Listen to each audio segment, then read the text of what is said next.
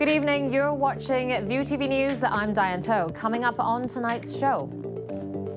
Labour Advisory Board meeting yields no solution for MPF hedging compromise between Labour and business representatives. China's homegrown passenger plane successfully completes its maiden test flight this afternoon, though flights in Hong Kong and Shanghai were held up.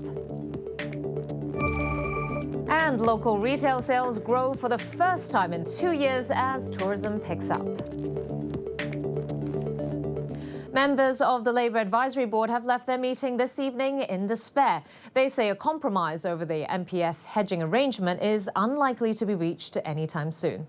Labour representative and lawmaker Bill Tang said his side had earlier felt there was hope, but after tonight's discussion, they're concerned a solution won't be found within this term of government. The current arrangement allows employers to offset severance pay with money put into an employee's pension funds, which Labour reps say is unfair for workers. The Eastern Magistracy extended bail for 9 pro-democracy activists charged over protests against Beijing's interpretation of the Basic Law last November.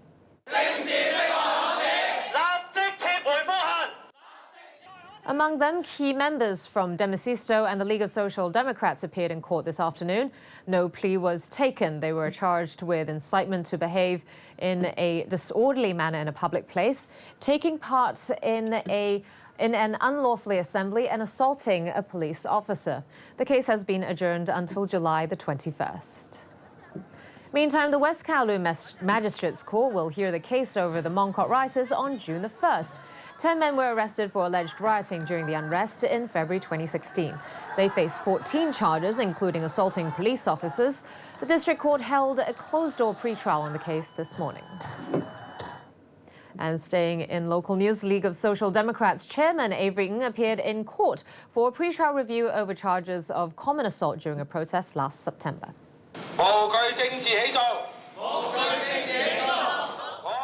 Ng and his party members were at the Eastern Magistracy this morning. He's alleged to have assaulted a police officer with a sandwich, which he aimed to throw at Chief Executive CY Leung on the Legco polling day, and denied the charge in March. Turning overseas, and in the U.S., where the House of Representatives approved a bill to repeal major parts of Obamacare, handing President Donald Trump his biggest legislative victory, but setting up a tough fight in the Senate. Here's Fred Katayama with the report. The U.S. House of Representatives narrowly approved a bill to repeal major parts of Obamacare and replace it with a Republican health care plan. The vote was the biggest legislative win for President Donald Trump. Paul Howard, Director of Health Policy at the Manhattan Institute. I think that the Republicans are passing, a piece of legislation to move the market forward as they see it. But again, I think the Senate is where the game is going to be played most intensively, and I expect we're going to be having a different conversation in several weeks or a couple of months. Healthcare stocks rallied. United Healthcare and Johnson & Johnson were among the day's biggest gainers on the Dow. Next up for Republicans, a tough fight to save their health care bill in the Senate, where they have only a 52-seat majority in the 100-seat chamber. One issue sure to resurface in the upper chamber, the treatment of people with pre-existing conditions that was central to the House debate. Dubbed the American Health Care Act, the bill aims to repeal most Obamacare taxes, including a penalty for not buying health insurance. It would also slash funding for Medicaid, the program that provides insurance for the poor. And meantime, let's take a look at some other U.S. news in which President Trump and Australia Prime Minister Malcolm Turnbull hit the reset button after a tense phone call back in February. The pair celebrated the 75th anniversary of the Battle of the Coral Sea in New York yesterday with a cordial gala dinner together. Turnbull was one of the first foreign leaders Trump spoke to after taking office.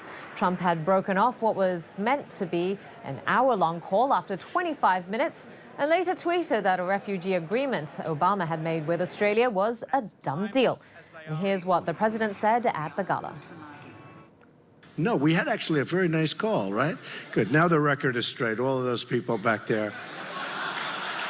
Thank goodness. It's true. We had a very nice phone call. A little testy. Got a little bit testy, but that's okay. We've had a very good relationship, and I'm very proud of the relationship. Staying in the U.S., families of victims in the 2015 San Bernardino shooting have sued Facebook Google, and Twitter for enabling terror-linked activities on their sites. Relatives of 3 of those killed in the shooting pressed charges against the social media outlets, claiming they provided, quote, material support to groups like the Islamic State. The plaintiffs also added that the social networks provide a platform for extremist propaganda, allowing terror groups to tap financial sources and new recruits. Representatives of the companies have yet to respond to these charges. Elsewhere, Syria's armed opposition rejected a Russian plan to create safe zones in Syria, calling it a threat to the country's integrity. This comes after Russia, Turkey, and Iran signed a memorandum over the proposal in a move welcomed by the UN. Opposition delegate Osama Abu Zaid said they would not recognize Iran as a guarantor of any ceasefire plan. He also questioned the accountability of Russia, as a truce deal announced by the country in December was largely ignored on the ground. Following Mosul's liberation from Islamic State control, Iraqi officials say rebuilding the city's wrecked infrastructure could take as many as 5 years and billions of dollars. Sarah Hemrajani has more. Rebuilding homes, businesses and lives. After years of Islamic State occupation, followed by months of fighting, officials in eastern Mosul are working out how to repair their battle-scarred city. Despite signs of hustle and bustle in the market, Mosul is suffering from wrecked infrastructure and a shortage of basic utilities. Local councillors are drawing up plans which include economic development and attracting investment.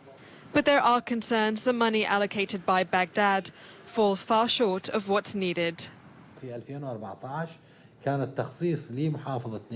2014, we were allocated $624 million. Yet, after all this destruction, we just get $44.5 million in 2017. We're not getting enough support compared to the scale of damage and the size of the province. But the feeling among these business owners and customers is relief. Many shops banned or monitored by the militants can now reopen. People weren't coming here before because cigarettes and shisha weren't allowed. Now many are coming. Business is good, thank God. The situation is very good. There is security and we are happy and comfortable. Still, Islamic State's presence hangs over Mosul. On the other side of the river, its fighters remain holed in, defending the old city with snipers and suicide bombers. All right, up next, the latest from the world of business.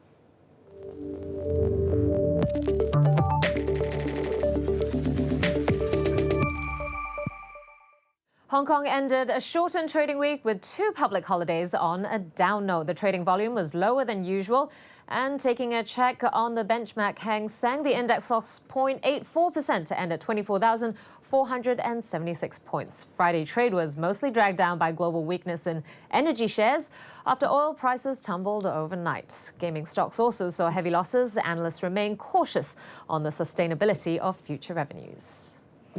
Green shots in the local economy. Retail sales posted a surprise gain in March, rising for the first time in 2 years.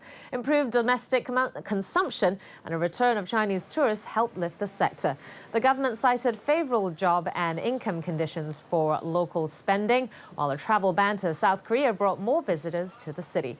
Hong Kong's tourist arrivals in March rose nearly 9% compared to a 2% decline the previous month. Shares of Yingde Gas were suspended from trade today. The company says it may withdraw its listing here in the city after it finalizes a privatization plan come September. Hong Kong-based private equity firm PAG has been buying up shares of the company since March. It now owns 98% of the industrial gas company. Finance ministers from Japan, China and South Korea agreed to resist all forms of protectionism in a meeting on Friday. The members of the Asia Development Bank took a harder stance than G20 majors against the policies advocated by US President Donald Trump. The trilateral talks were held on the sidelines of the annual ADB meeting in Yokohama. Chinachem has won over enough support from Syngenta shareholders to proceed with a takeover of the Swiss pesticides and seeds group. The $43 billion buyout is expected to receive final approval next week, marking the largest foreign acquisition that China has ever made. Meantime, China's sky-high apartment prices and millennials are fueling demand for rental apartments, driving investment by foreign private equity funds and Chinese real estate developers. Samantha Vardas reports. It may have one of the highest rates of home ownership in the world, but China is seeing a big shift in the property market. Sky-high apartment prices and footloose millennials are now fueling demand for rentals, and foreign investors are taking note, throwing millions of dollars into so-called youth apartments aimed at young Chinese white-collar workers on the move. Reuters' Claire Jim went to the megacity of Shenzhen to find out more. Market research forecasts China's rental market will almost triple by 2025. And the data also shows right now 80% of the migrants into major cities choose to rent.